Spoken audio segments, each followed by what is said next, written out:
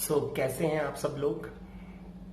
चलिएगा, पिछली बार हमने जब एनिमल टिश्यू का कनेक्टिव टिश्यू प्रॉपर पोर्शन जो हमने क्लियर आउट कर लिया था, आज हम उसी कनेक्टिव टिश्यू से अगला पार्ट देखेंगे। वो है हमारे पास जो वस्कुलर टिश्यू और स्केलेटल कनेक्टिव टिश्यू, जिसको हमने इकट्ठा कर लिखा था ये स्पेशलाइज्ड कनेक्टिव टिश्यू है। देखो जी, बहुत ज्यादा इंपॉर्टेंस के दोनों फिर से, क्योंकि मूवमेंट एंड लोकोमोशन में आपसे स्केलेटल टिश्यू से क्वेश्चन पूछा जाएगा, और जब सर्कुलेटरी सिस्टम पढ़ेंगे तो वहां पर आपके पास पर्टिकुलरली इसी वस्कुलर टिश्यू से क्वेश्चन पूछी जाएगी। तो देखिए, दोनों जगह पे यूज होने वाला है, ध्यान दीजिए। अब जरा स्पेशलाइज्ड कनेक्टिव टिश्यू में हमारे पास स्पेशलाइज्ड सेल हो गए, ठीक है जी।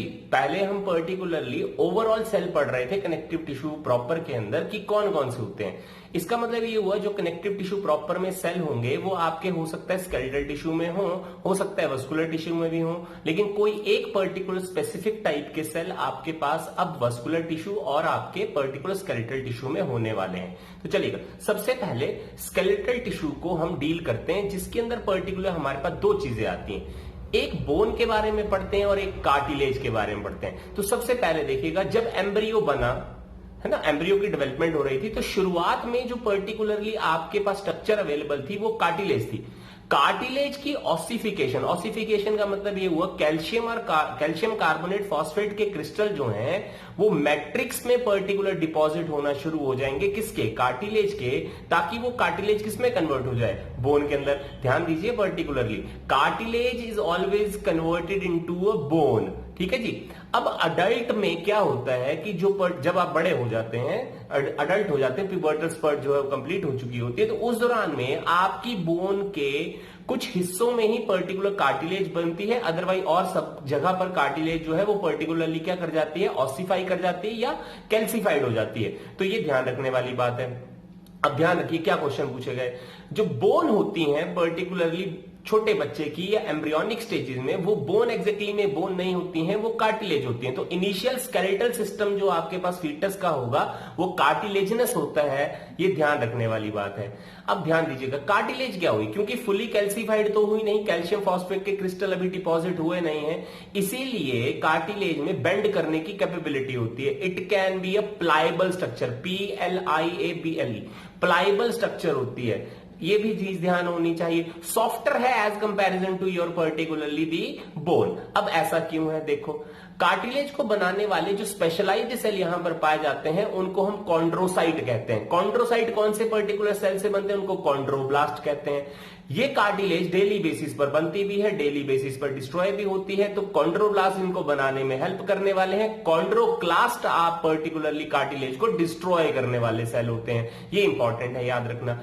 इसी पर्टिकुलरली जो आपकी कार्टिलेजिस में जो प्रोटीन पाई जाती है उसको कॉन्ड्रोइन प्रोटीन कहा जाता है, नाम है कॉन्ड्रोइन प्रोटीन है। अब क्या चीज है जी, ये जो कार्टिलेज है ये तीन तरह की है। कौन कौन सी, एक आती है आपके पास हाईलाइन कार्टिलेज, एक होती है फाइब्रस कार्टिलेज, एक होती है कैल्सिफाइड कार्टिलेज। डिफरेंट बुक में डिफरेंट क्लासिफिकेशन है, हम पर्टिकुलर जो नॉर्मली फॉलो होती है हम उसको बढ़ रहे हैं। तो कौन कौन सी हुई, एक हाईलाइन कार्टिलेज है, दूसरी आपकी फाइब्रस कार्टिलेज है, और थर्ड आपके पास जो कार्टिलेज आई वो कैल्सिफाइड है।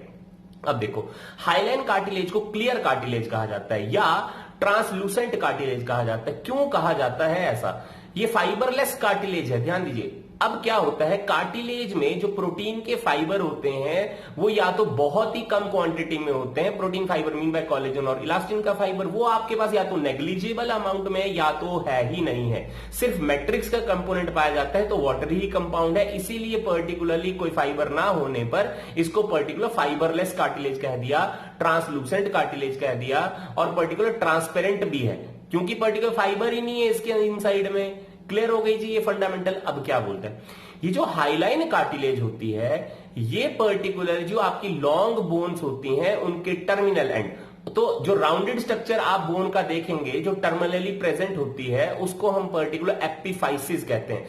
एपिफाइसिस रीजन जो है उसको कवर करने वाली जो कार्टिलेज होती है वो आपके पास हाइलाइन कार्टिलेज होती है और वहां पर उसका नाम आर्टिकुलर कार्टिलेज कहा जाता है। आर्टिकुलर इसलिए क्योंकि आर्टिकुलेशन से मतलब समझते हैं हम ज्वाइंट, तो ज्वाइंट के बनाने वाले जो बोन के सरफेसेस होते हैं उन पर्टिकुलर बोन के सरफेसेस पर आपके पास कार्टिलेज लगी होती है, उस कार्टिलेज का नाम है हाइलाइन कार्टिलेज। क्लियर हो गई जी? एक चीज ये ध्यान होनी चाहिए। दूसरी चीज, जो रिब्स होते हैं, है ना, रिब्स जब स्टर्नम से जुड़ते हैं तो रिब्स के जो टर्मिनल एंड होते हैं वहां पर भी जो कार्टिलेज होती है वो भी हाइलाइन कार्टिलेज। लैरिंग्स हो गया, साउंड बॉक्स हो गई बॉडी की, वहां पर भी जो कार्टिलेज है वो कौन सी है आपके पास? That is also a particularly the hyaline cartilage. जो आपके ब्रोंकाई होते हैं, ब्रोंकाई में भी कौन सी कार्टिलेज होती है आपके पास? Highline cartilage. ट्रैकिया में जो आपके पास कार्टिलेज पाई जाती है शी शेप्ड कलर की, वो भी कौन सी कार्टिलेज होती है? Hyaline cartilage. ध्यान होना चाहिए जी, यहां से क्वेश्चन पूछी जाती है। चले, उसके बाद जो सेकंड कार्टिलेज आती है मोस्ट इंपॉर्टेंट टाइप की, वो है हाइलाइन कार्टिलेज। यहां से भी बहुत बार क्वेश्चन पूछा जाता है। अब देखो हाइलाइन कार्टिलेज में क्या है, सॉरी, जो पर्टिकुलरली आपके पास ये जो कार्टिलेज आई जिसका नाम हमने लिख दिया फाइब्रस कार्टिलेज, तो देखो ये इसमें कोलेजन और इलास्टिन के फाइबर पाए जाएंगे। अब देखो ध्यान दीजिएगा, फाइब्रस कार्टिलेज को दो पार्ट में डिफरेंशिएट कर दिया, एक व्हाइट फाइब्रस कार्टिलेज और एक येलो फाइब्रस कार्टिलेज। ध्यान दीजिएगा वर्ड पे अंतर क्या हो गया। व्हाइट कलर का हमारे पास फाइबर कौन सा था? कोलेजन ना, और येलो कलर की जो फाइबर थी वो कौन सी थी? इलास्टिन। तो हमने लिख दिया व्हाइट फाइब्रो कार्टिलेज है और दूसरी लिख दिया येलो इलास्टिक कार्टिलेज है। क्लियर हो गई जी? तो व्हाइट फाइब्रो कार्टिलेज में कोलेजन की क्वांटिटी ज्यादा हो गई, येलो इलास्टिक कार्टिलेज में आपके पास इलास्टिन की क्वांटिटी ज्यादा हो गई। व्हाइट फाइब्रो कार्टिलेज की खासियत ये होती है कि ये स्ट्रेस को बियर करने में हेल्प कर सकती है टू एन सर्टेन एक्सटेंट। जैसे दो वर्टिब्रे के बीच में जो इंटरवर्टिब्रल डिस्क होती है वहां पर जो आपके पास कार्टिलेज पाई जाती है वो कौन सी होती है? वो फाइब्रस कार्टिलेज है। जो आपके पर्टिकुलरली पिना, ठीक है जी, पिना आपके एपिग्लॉटिस हो गया, यहां पर जो कार्टिलेज पाई जाती है वो इलास्टिक कार्टिलेज होती है, येलो इलास्टिक कार्टिलेज है। किसकी टाइप है? ये फाइब्रस कार्टिलेज की ही टाइप है। थर्ड आती है आपके पास कैल्सिफाइड कार्टिलेज। अब कैल्सिफाइड कार्टिलेज में क्या हो गया? कैल्सिफाइड का मतलब हुआ कैल्शियम फॉस्फेट के क्रिस्टल जो है वो कार्टिलेज में ज्यादा डिपॉजिट होना शुरू हो गए। इसका मतलब उसकी फ्लेक्सिबिलिटी की पावर जो है वो धीरे धीरे कम हो गई है, बस इतना सा अंतर है। तो calcified cartilage is nothing but a modified आपके पास हाइलाइन कार्टिलेज है। उस हाइलाइन कार्टिलेज की जो आपके पास फ्लेक्सिबिलिटी की पावर थी वो लॉस होती जाती है क्योंकि कैल्शियम और कार्बोनेट के क्रिस्टल्स वहां पर एड ऑन होने शुरू हो जाते हैं। तो ये इंपॉर्टेंटली यहां से क्वेश्चन पूछा जाता है, तो भूलना नहीं है। क्लियर? दूसरा सेकंड पार्ट आपके पास आती है that is bone. Skeletal connective tissue का सेकंड पार्ट आती है बोन। अब देखो जी बोन में क्या है? बोन में जो स्पेशलाइज्ड सेल पड़े हुए उनको ऑस्टियोसाइट कहते हैं, OSTEO। ऑस्टियोसाइट बेसिकली बोन को ले डाउन करने वाले सेल हैं। इन ऑस्टियोसाइट को बनाने के लिए भी एक स्पेसिफिक सेल चाहिए जिसका नाम ऑस्टियोब्लास्ट है। ऑस्टियोब्लास्ट बेसिकली बोन को ले डाउन करने में हेल्प करते हैं और उसी बोन को खत्म करने में ऑस्टियोक्लास्ट हेल्प करते हैं। अब देखिए होता क्या, on a daily basis bone बनती भी है, बोन घटती भी है, लेकिन ज्यादातर जो एक्टिविटी होती है वो सिंथेटिक एक्शन वाली होती है, रिजॉर्प्टिव एक्शन वाली नहीं होती है। तो बोन जो है वो डे टू डे बेसिस के ऊपर नए नए मॉडल्स के फॉर्म में आपको दिखाई पड़ेगी on a microscopic level.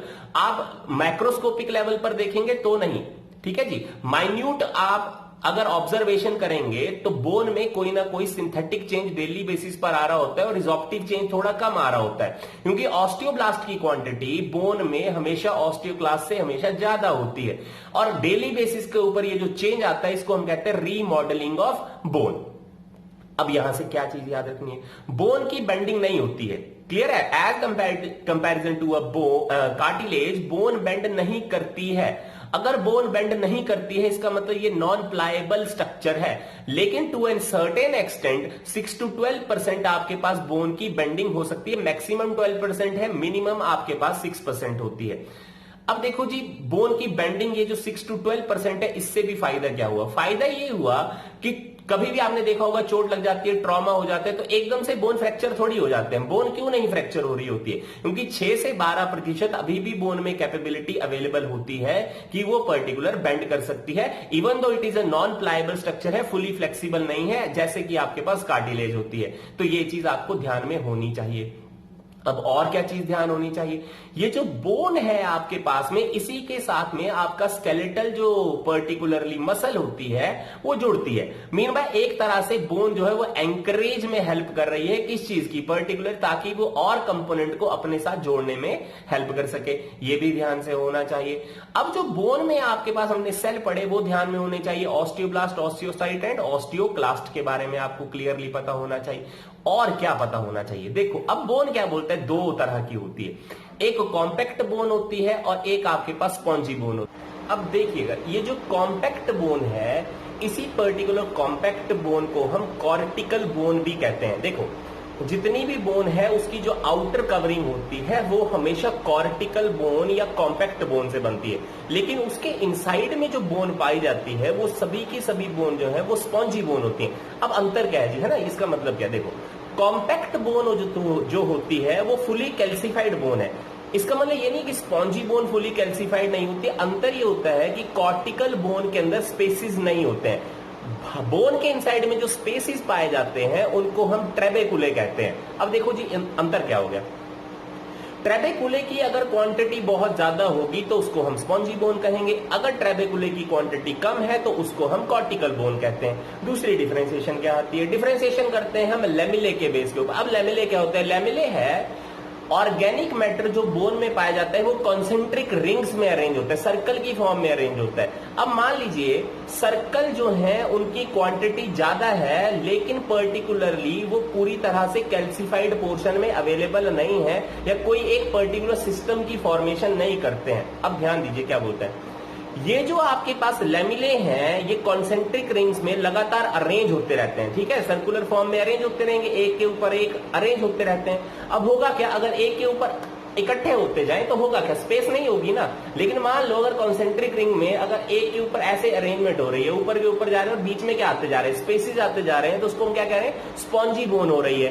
Clear. अब देखो क्या बोलता है, लेमिले आपके पास में कॉन्सेंट्रिक रिंग्स में अरेंज होने पर कॉम्पैक्ट बोन में एक हेवर्शियन सिस्टम बनाते हैं। अब वो हेवर्शियन सिस्टम क्या करता है, उसके इनसाइड में ब्लड वेसल, नर्व्स होती हैं और लिम्फेटिक वेसल्स होती हैं जो आपकी उस कॉम्पैक्ट बोन को ब्लड सप्लाई पहुंचाने में मदद करती हैं। ये हेवर्शियन सिस्टम सिर्फ लॉन्ग बोन में पाया जाता है, शॉर्ट बोन में ऐसा कुछ नहीं होता है। लॉन्ग बोन में हेवर्शियन सिस्टम जो है वो एक तरह से ब्लड को एक जगह से लॉन्ग बोन के अंदर दूसरी जगह तक पहुंचाने में हेल्प करता है ताकि उसकी नरिशमेंट हो सके। स्मॉल बोन में ये हेवर्शियन सिस्टम की कोई जरूरत नहीं होती है, वहां पर एपिफाइजियल आर्टरी, आपकी पेरियोस्टियल आर्टरी जो है वो ब्लड सप्लाई कर सकती है, वो मोर देन इनफ होती है, हेवर्शियन सिस्टम की वहां जरूरत नहीं होती है। जो आपकी स्पॉन्जी बोन है, उस स्पॉन्जी बोन के इनसाइड में जो आपके पर्टिकुलर ये लेमिले होते हैं वो कॉन्सेंट्रिक रिंग्स में अरेंज होने पर ट्रेबेकुले की एज सच में फॉर्मेशन करते हैं। ट्रेबेकुले मैंने क्या कहा था, एक तरह के पर्टिकुलर बोन के इनसाइड में जो स्पेसिस पाए जाते हैं। अब सिंपल सा लॉजिक ये समझिए, आपकी जो स्पॉन्जी बोन हो गई वो एक तरह से पोरस बोन हो गई, लेकिन जो कॉम्पैक्ट बोन है वो नॉन पोरस होती है। मीन बाय ज्यादा रिजिड कौन सी है, आपके पास पर्टिकुलरली जी कॉर्टिकल या कॉम्पैक्ट बोन, और आपकी जो पर्टिकुलर पोरस जो बोन है वो आपके पास स्पॉन्जी बोन हो गई।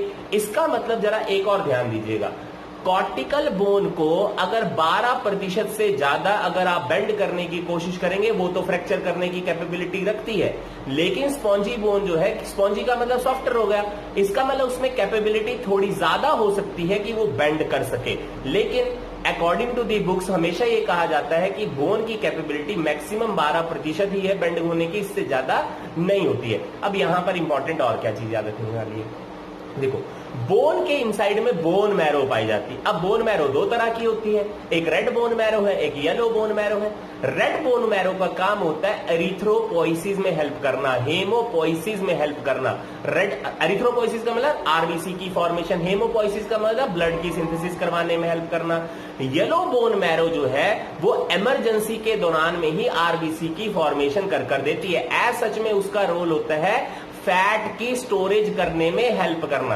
तो कॉर्टिकल बोन कैसी बोन होती है, जिसके इनसाइड में येलो बोन मैरो होती है। स्पॉन्जी बोन कैसी बोन होती है, जिसके इनसाइड में रेड बोन मैरो होती है। तो ध्यान दीजिएगा, कॉम्पैक्ट बोन या कॉर्टिकल बोन का फंक्शन हुआ स्टोरेज का पर्पस सॉल्व करना, और स्पॉन्जी बोन का फंक्शन हुआ एक तरह से सेल की फॉर्मेशन में हेल्प करना। कौन सा सेल आपके पास? RBC, that is erythrocyte. ये भी क्लियर हो गया जी। तो इतनी चीज आपको पता होनी चाहिए स्केलेटल कनेक्टिव टिश्यू से। दूसरा पार्ट जो स्पेशलाइज्ड कनेक्टिव टिश्यू का आता है वो है आपके पास ब्लड एंड लिम्फ। क्लियर? अब देखो ये वस्कुलर कनेक्टिव टिश्यू है। वस्कुलर कनेक्टिव टिश्यू में दो चीजें आई, एक ब्लड आया और एक आपके पास लिम्फ आया। अब ये जो ब्लड है आपकी बॉडी में most abundant mobile connective tissue है। मोबाइल इसलिए क्योंकि एक जगह से दूसरी जगह मूव कर जाता है। लिम्फ भी एक तरह से मोबाइल कनेक्टिव टिश्यू है, लेकिन हमने कहा मोस्ट अबंडेंट कौन सा हुआ? ब्लड है। अब ये ब्लड की खासियत क्या है? ब्लड की खासियत है इसमें दो कंपोनेंट होते हैं, एक आपके पास प्लाज्मा, एक सेलुलर कंपोनेंट। प्लाज्मा जो है वो ब्लड का 55% हिस्सा है और जो सेलुलर कंटेंट है वो आपके पास सिर्फ 45% हिस्सा है। क्लियर? अब देखो ये जो प्लाज्मा है, इस प्लाज्मा की खासियत क्या है? प्लाज्मा की खासियत ये है 90 to 99% वाटर है इसके इनसाइड में। क्लियर होनी चाहिए ये चीज, ठीक है। अब दूसरी चीज क्या है? इसके अंदर आपके पास गामा ग्लोबुलिन नाम की प्रोटीन होती है। गामा ग्लोबुलिन एंटीबॉडी की फॉर्मेशन करने में हेल्प करती है, ये याद होना चाहिए। दूसरा आपके पास एक और प्रोटीन होती है जिसका नाम एल्बुमिन है। ये एल्बुमिन सेल के ऑनकोटिक प्रेशर को मेंटेन करने में हेल्प करती है। ऑनकोटिक प्रेशर से आप क्या समझ रहे हैं? सेल जो है वो हमेशा एक पर्टिकुलर साइज का ही रहता है, वो कभी श्रिंक नहीं करता है, ना तो उसका साइज बढ़ता है। तो oncotic pressure of that particular cell is being maintained by the albumin that is present in the plasma. Third आपके पास जो प्रोटीन प्रेजेंट होती है उसको फिब्रिनोजन कहते हैं। यही फिब्रिनोजन ब्लड की क्लॉटिंग में हेल्प करती है। इसके अलावा और ज्यादा माइन्यूट कंटेंट में आपके पास ग्लूकोज होती है, सोडियम आइन है, क्लोराइड आइन है, HCO3 नेगेटिव आइन है, बाइकार्बोनेट आइन जिनको हम कहते हैं, क्लोराइड आइन हो सकते हैं, बहुत सारा और भी कंटेंट हो सकता है। लेकिन आपको तीन चीजें प्रोटीन के बारे में जहां से मैंने कहा क्वेश्चन पूछते हैं वो याद होनी चाहिए। कौन कौन सी? एक आपके फिब्रिनोजन, सेकंड एल्बुमिन और थर्ड आपकी गामा ग्लोबुलिन। क्लियर? चले उसके बाद इस ब्लड को डिफरेंशिएट कैसे करेंगे लिम्फ से? अब ये ध्यान होना चाहिए। देखो ब्लड को डिफरेंशिएट करने का लिम्फ से सबसे इंपॉर्टेंट मेथड है, आप सिर्फ ये चीज नोट डाउन करें कि आपके जो सेलुलर कंपोनेंट है उसमें एक सेलुलर कंपोनेंट आती है red blood cell. Red blood cell की मात्रा ब्लड के अंदर हमेशा ज्यादा होती है और लिम्फ में ये आरबीसी जो है वो एब्सेंट होते हैं। दूसरी खासियत, ब्लड के इनसाइड में जो WBC है, व्हाइट ब्लड सेल है, उसमें जो लिम्फोसाइट की क्वांटिटी होती है वो लिम्फ के कंपैरिजन में कम होती है। लिम्फ में WBC की क्वांटिटी ज्यादा होती है और उसमें जो मोस्ट अबंडेंट WBC पाया जाता है वो लिम्फोसाइट होते हैं। तो ये चीज आपको ध्यान होनी चाहिए, यहां से क्वेश्चन पूछा जाता है। दूसरा, ब्लड को व्हीकल एजेंट कहा जाता है और जो लिम्फ है वो middle man of the body कहा जाता है। क्यों कहा जाता है उसका भी ध्यान दीजिए। क्या? इसलिए क्योंकि जो ब्लड है वो टिश्यूज को आपके पास में सरवाइव करने में हेल्प करती है और मिडल मैन लिम्फ को इसलिए कहा जाता है क्योंकि वो टिश्यूज के इनसाइड में जो सेल प्रेजेंट है ना उसको सरवाइव करने में हेल्प कर रहा है। तो ये सारी की सारी चीजें आपको कनेक्टिव टिश्यू से आनी चाहिए। कनेक्टिव टिश्यू में जो ब्लड वाला पार्ट है ये हम सर्कुलेटरी सिस्टम के अंदर भी हम इसको एक बार डील करने की वापस से कोशिश करेगा। तो जितना मैंने पढ़ाया वो आपको आना चाहिए।